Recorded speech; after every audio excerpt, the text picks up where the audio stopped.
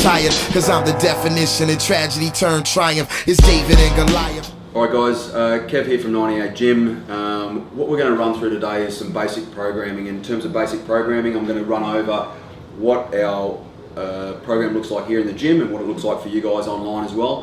Why it is the way it is, and also how can we fit certain things in. So I'll try to answer some of your questions as best I can. So the way we run things here in the gym is Monday we've got our GPP, our General Physical Preparedness, and that's just work for the body. So we'll add in some unilateral, some bilateral stuff, some energy system stuff, but basic work, and I do that for two reasons. It's a great way to start the week off after you've probably damaged yourself in some form of way on the weekends, whether you played a field sport or whether you've just gone out and had one or too many beers. This is a good way to kick things off. It's not too crazy and hectic in terms of load on the body, but it's just enough to get your breathing heavy and moving well. It's only 45 minutes or in and around there, depending on your time and how you do it, and that should be about it for the day. Tuesday we have a strength, and depending on the cycle and depending on how I'd like to program it, we usually do a lower body here. I'd like to get the bulk of my work done, and I try to tier it in terms of importance. So for me, the strength stuff, I want probably my heaviest day to be done on the Tuesday, so that's when a lot of the work's going to be done. On the Wednesday, we have an energy system development day where we do some sprints, some high impact intervals. Now, depending on what sort of athlete you are, depending on how you want to attack these ESDs as well. Also with the GPP, if you've come off on a Saturday or Sunday game, if you played some sort of sport, or even if you're just a bit sore from the other week, what you want to do is do low impact or very, very light impact type of work. So I'm talking about a ski, a rower, or a bike. I wouldn't run on those days, especially if you're a field sport athlete and you've come off a game on a Saturday or Sunday. Depending on your running volume or what you want to get out of the session, the ESDs are a really good time to either do your run then, or again, if it's not your focus, jump on something that you enjoy. I don't really agree with the idea of like practice what you crap at. If you don't enjoy it and you don't need to do it, then don't do it. You should do what you enjoy, you should do what you need to do. So if you're a tactical athlete or if you're a field sport athlete, then you need to do what you should do here. However, if you're injured or sore, train hard but train smart, and this is where you need to pick what you should and shouldn't do. Again, if you're a lighter male, weaker male, or a lighter, weaker female, the assault bike's probably not the best thing to do on those days, unless you're doing all that sprints. And for lots of people who have a low strength base or a low conditioning base, the assault bike's not the best way to go. So I would use something that you're good at, and the bike erg or a stationary biker is probably the best thing to do early on. If you're a high-end strength, power, speed, field athlete, then the assault bike's always a really good way to go because it measures watts, and that's what we'll be looking at, your power output. So just think about why, what you do for every session.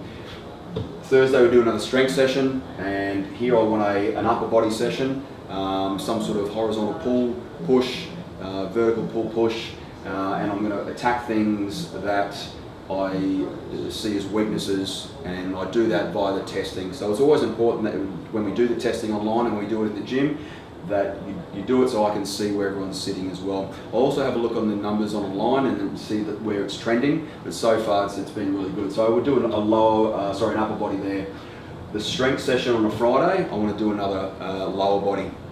Depending on the cycle, we may squat and squat, or we could squat and deadlift, or deadlift and squat. It'll be a little bit more volume here with a little bit lighter load. And you're probably going to do a little bit more explosive and power stuff on the Friday. The reason I do that is I think about rugby guys, league guys, or field sport athlete guys doing some power stuff prior towards a game, and we talk about Saturdays and Sundays being our game days, is that primes the body for a good session as well. Now if you play a sport and it's on a Saturday or a Sunday, then you may have to think about having a rest day in here somewhere, but I'll get to that in a second. Saturday and Sunday, again, depending on what you want to do. If you want to train, then we have our session on a Saturday, or you can throw it on a Sunday. Having one rest day works for a certain percentage of the population, and by the population I mean a trained intermediate to advanced level population. anyone who's a beginner, and when I say beginner, I'm talking about someone who's trained consistently for 6 months or less. And by consistently, I mean no injuries and followed a linear strength program and a linear conditioning program, meaning that it just goes up. So you had breaks in between 6 months, then you're still a beginner, which is a good thing because you'll still get all the gains that you need to. So you may have to look at your week and decide when you take a day off. And the way you do that is you tier what's important. To me, the biggest importance is always going to be strength. And the reason this is always going to be number one is because the stronger you are, the better load you can place on your body, the more stress your body can take, the stronger your ligaments and tendons. And where people fall down is not their conditioning, because anyone can do conditioning work. It seems to be the way we all go if we want to feel fit. What we want to do here is be strong, and so we can take our big base level of fitness a little bit further. So if I was just starting out and then I was unsure where to start, or if the week was getting too big for me, I would pick a Tuesday, a Wednesday, a Thursday and a Friday, and I'd have the rest of the days off. Now if you want to play a sport on those weekends, I'd probably take a Thursday or a Friday off, depending on what you want to do. The idea is that when you're consistent over 6 months, then you can start adding more in. Now, if we look down here and you had some sort of training on a day here and a day there, and then say a game in one of these areas here, and you don't take a day off, you're looking at 6 sessions plus another 2 training sessions and plus a game, and the hours of training start to add up. Now, if you don't sleep well, you don't eat well, and you don't recover as best you can, it doesn't matter what you do here, you're going to basically have this trend, and the trend is going to go down that way, right? And that's the way it'll be. So unless you're a professional athlete and everything else is cleaned up, you probably can't start adding in 2 a days.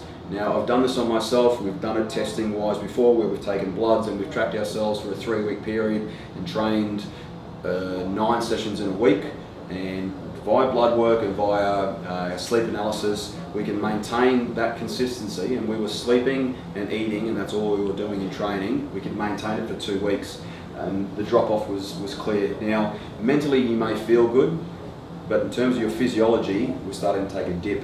Now, you may not notice the overreaching or overtraining effect for 3 or 4 months, but if you start to, and you start to notice when you're down here, to get yourself, if this takes 3 months, then to get yourself back up here, it may take another 3 months. So you have to be smart in the way you do things, right? We're not trying to tell you bullshit. I'm not trying to tell you any lies. I can tell you can do all these sessions, and the reason you aren't getting good enough is because you're not training hard enough. That's absolute crap. The idea, the way the body works, is all dependent on lifestyle, chronological age, and training age as well. If you're not eating and sleeping well and recovering well, doesn't matter what we do here, right? A really poorly written program done perfectly is way better than a really good program done imperfectly, okay?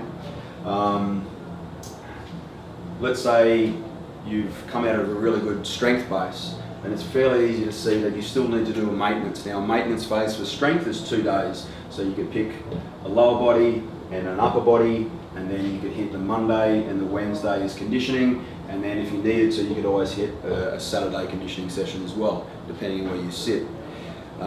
If you believe that you're an intermediate to advanced athlete and you can roll through the entire time, if I was going to have 1 day off, all right, I would probably pick, for me, I would take a strength session out, and I would keep in Monday, Tuesday, Friday, and I keep Wednesday in as well. Wednesday for me is a staple because it develops your energy system. It's not as taxing some of the strength sessions. The GPP stuff is really good as well, but if you don't feel good and you don't feel recovered and you keep dipping down, then you need to take rest days or look at nutrition. And we've got nutrition articles online which you can have a look at, and we can help you through there as well.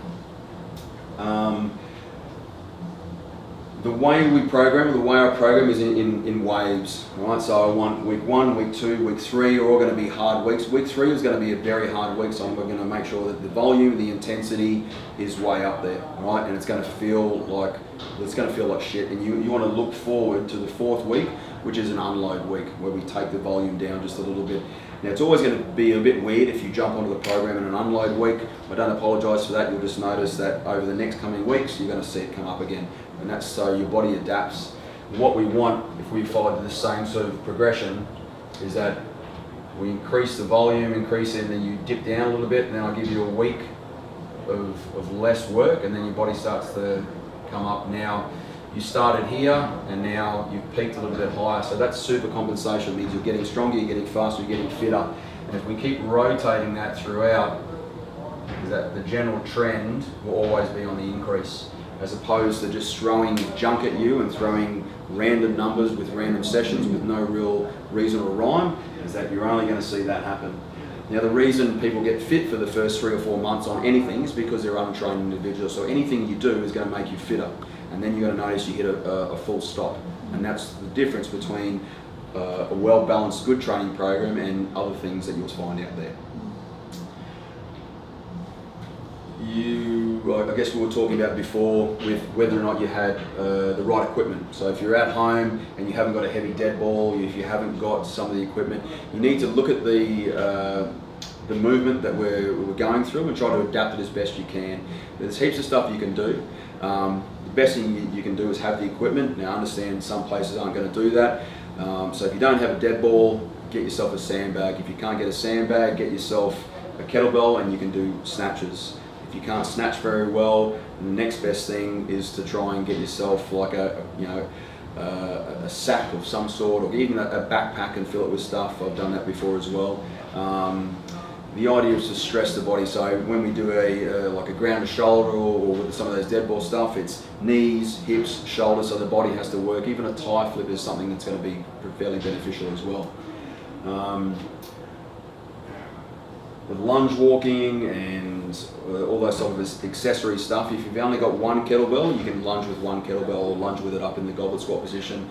If you haven't got enough weight for your strength exercises, you're going to have to purchase more weight, or you can up the reps a little bit. But understand that higher reps, and you'll rarely see anything more than 10 reps in this program, and you'll probably never see any more than that ever, is that between 6 and 8 is where I like to keep certain things, but anything more than 10, we're playing with endurance, and I can get my endurance sorted over through here, and I can get my muscular endurance sorted over here as well. So I don't add that in during my strength days. Can you think about anything else? I was going to ask about substituting equipment and also the length roughly of the session, like how long should it be taking? Yeah, okay, that's a good point. So for us here, Monday's a 45-minute session. Tuesdays, Thursdays and Fridays, they run for 60 minutes, and then a Wednesday runs for roughly 45. Now if you've got like the opportunity to go a little bit longer, that's fine. I really want you to stick to the rest and work ratios here on the Monday. If it takes you a little bit longer because you're at a different gym where you got to wait for equipment or someone's in your way, that's fine. There's nothing bad is going to happen if your sessions go over an hour. Where I would start questioning things if your sessions lasted for 90 minutes or longer. That could only happen if you take a lot of breaks and you check your phone. That'd be the only reason. Saturday sessions for our FYF sessions, those should take as long as they take. Sometimes they're going to go for a little bit longer, but these sessions here, if you don't play a sport or you don't have something to grit your teeth into in terms of like athletic development, these here is where we develop our mindset. So I want you to think about this as an all-in, non-stop, like balls to the wall, I'm going to fucking vomit or die. Okay? And there's nothing wrong with failing in these sessions as well. Lots of people get upset because there's a time cap or anything like that and they don't finish. I don't care if you don't finish. I don't care if it feels like rubbish. It's meant to feel like rubbish. What I want out of these sessions more than anything else, I want you to move with good technique, with good form, but I want it under stress. And then with that stress, you've got to be smart enough to think, am I moving too fast? Am I trying to beat the clock? Or have I got the weight that's too much for me, my ego's got in the way? Right? You'll know the difference after a while. If your form is shitty and it's not feeling good, or your joints ache, then something needs to be corrected. Look at the movement library, assess whether or not you're doing it correctly. If you still don't know, just ask us questions and we can help you out. But this is like our FYF session. This is like our game day and like our real gut check, and it's good to get a whole bunch of friends together and do these sessions, look at the times, jump online and have a look at what we do. These things I think are most important, and they what build our culture here, but it's also what builds your mental resilience. So Monday through to Friday, it's about working for yourself to make yourself stronger, fitter, faster, more powerful. Saturday is game day. So think about your week like that. So everything you have needs to go in there. Again, you have to be smart. You're not going to be able to jump in and do this straight away. You're not going to be the best at the movement straight away. You're not going to be squatting that well. You're not going to be deadlifting that well. Think about just emptying your cup and then come in with the only expectation I think you should come in with it, like I'm here to learn and I want to do more. And I promise you that if you do this correctly, then you're only going to get fitter and faster and stronger. This is all about performance and athletic development as opposed to anything else that's out there. This template works really well. Again, sometimes less is more. So I had a question not too long ago with tactical athletes. So I'm talking about police, fireys, military, those type of guys. And generally they're not working on a Saturday or Sunday, or if they do, they might do shift work depending. And so what's most important? Hands down, once again, like strength is most important. Because you're looking at load carriage, you're looking at like older guys and girls, you're looking at night shift, day shift, reverse cycle, we're looking at walking over undulating terrain, you're looking at being tired, you're not looking at great nutrition, you're looking at wearing gear in excess of your body weight. So you're looking at developing strength. Now when I talk about strength, I'm not talking about size, I'm talking about strength. You can be the same size and be as strong, if not stronger. So as long as you don't have any useless mass on you. By useless mass, take care of your diet and you won't have any useless mass. It's also when you think about, there's a thing in the military called battle PT or like those type of group sessions when you're outside. This is the day on a Wednesday that I would throw those sessions in, so I would run for these sessions. Now if you're an accomplished like intermediate advanced athlete and you're in the military or in the police or something like that, this is the day you can maybe load up a little bit more, so you can wear some of your body armor, you can wear some of your gear, and you can play around here as well. I would never ever ever tell anyone else to ever wear body armor or wear the fucking gas mask or any of those type of things, all right? And I'm sorry to bust the myths, but when you wear things and you want to be faster, so I want to wear mock body armor for some reason, and I'm not in the military, and you run, you're only going to run slow. So you're working at sub-maximal efforts. So unless you want to be a sub-maximal athlete, then don't wear it. Get stronger, run faster, go to maximal effort, and then when you place that load on, you're going to be fitter and faster anyway. It makes no sense to train slow. Same with wearing a gas mask or those altitude masks. Unless you work at altitude, you don't get the benefit. It can't change your red blood cells. There's nothing that's going to work. It may feel like you're breathing with a sock in your mouth, and that's probably a better way to go. So again, you're working sub-maximal.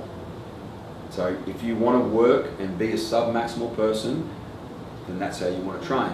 But I'm sure you don't. So I don't, unless you're in the military and we're talking about guys that want to practice in what they fight in and what they wear day to day, this is the type of session I would do it in, but I would only do it in like certain times, and I wouldn't wear the whole thing. I would wear shoes instead of boots. I would wear like my cam pants and then a t-shirt, things that allow you to breathe. But you wear it all day anyway, and you're always in it.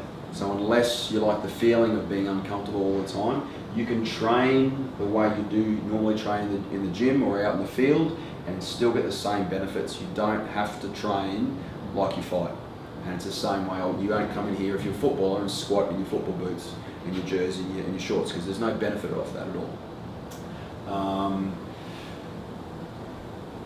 An endurance athlete, if you want to be a better runner, run on these days.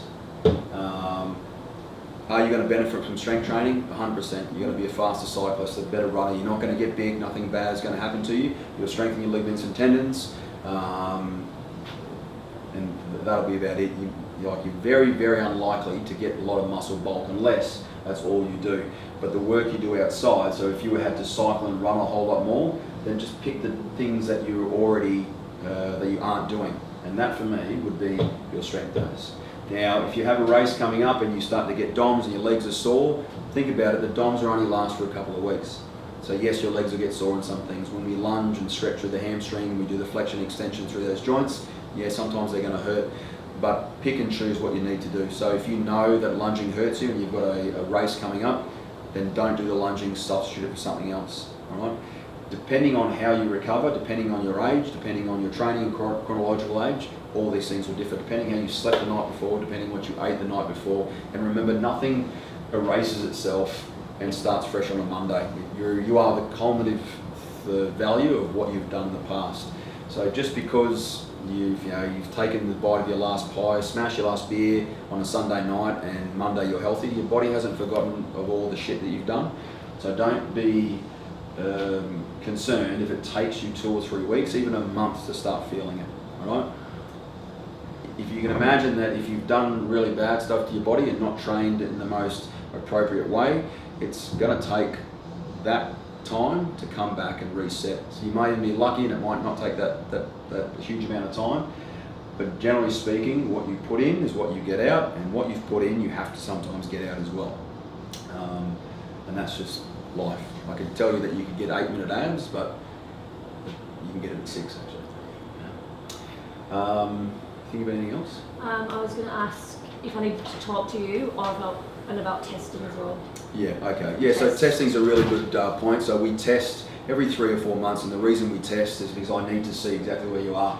A lot of people have asked why. So if you don't know where you are, and it's really, really hard to find out where you need to go or where you've come from. So testing gives me a really good idea about where everyone sits. And if that's my goal here, and I need to be able to track as to where everything sits. And then the closer I am, if I've got too many people sitting out here, then I need to adjust what I do in terms of my programming, in terms of the focus of what we need to do. So the biggest concentration of people testing makes it easier for me to make sure that I focus the training on where it needs to go. For the testing, it's very, very simple. We do a 1RM deadlift. Why do we do a 1RM deadlift? Because it's safe. If it comes off the ground, it comes off the ground, and you can't spot a 1RM deadlift, so you can do it by yourself. These things, it needs to be technically proficient. So if you start the round and you don't want to do some sort of like knee shaking 3-minute to the top deadlift, you want to make it technically proficient. From there, if the deadlift is not great, there's a few things that need to work. Your upper back strength's probably not good enough, your grip strength's probably not good enough, your hamstrings probably didn't fire, your trunk needs to be stronger. We do a max bodyweight pull-up. Now there's really good correlation between speed and bodyweight pull-ups, and there's also a really good correlation between bodyweight pull-ups and fat-free mass. So it tells me a couple of things about it as well, and it gives me a good idea about upper body strength. We do a 30-second assault bike, which is the easiest way, or a 30-second bike erg test, which tests the next energy system along, and it gives me an idea again as to where everyone sits in the spectrum. And the next thing we do is a 2K ski, row, or an 8-minute bike erg, okay? And that gives me your aerobic conditioning. So I get some ATP, I get some anaerobic, glycotic, and I get some aerobic conditioning as well. And from there I can form a complete picture from that testing as to what it's been doing to everyone else. So is it paramount that you do testing? Yeah, I believe it is, because you're not testing yourself against anyone else unless you're super competitive, you want to see everyone else's numbers, that's great, I support that. But it gives me an idea as to how to help you guys the best. The more information I get, the more impact it has on the training as well. And the focus will be different all the time as well. But I really want the same trend. I want people getting stronger, I want people getting fitter and faster and more conditioned. And that continues to trend, and we know we're doing what we should be doing all the time. If I need to ask you a question? Yeah, again, if you want to ask us any questions, jump online. You can send us an email at kev@98gym, chris@98gym, or in that comment section, ask questions, and we're always there every day. It's silly not to ask the questions. Or even look at the board, you can see everyone's numbers every day, and the questions may get answered in there as well. Look at the videos, there's a knowledge base section there that's got tutorials, look at our YouTube page, look at everything you can, And I urge you to try and find information for yourself as well. I think it's the best way to learn. If something doesn't feel right and it doesn't look right, it's generally not right. So if you need to film yourself and send it in, then please do that as well. But you'll be the best coach, so you'll know whether it's feeling right or wrong. If you're getting random back pain or knee pain or elbow pain, something needs to change. You're probably moving incorrectly, or you've done something previously. So we need to know as much as we can so we can help you as best we can. Again, if you have any questions, feel free to reach out. And this is just a basic idea of where I would put programming.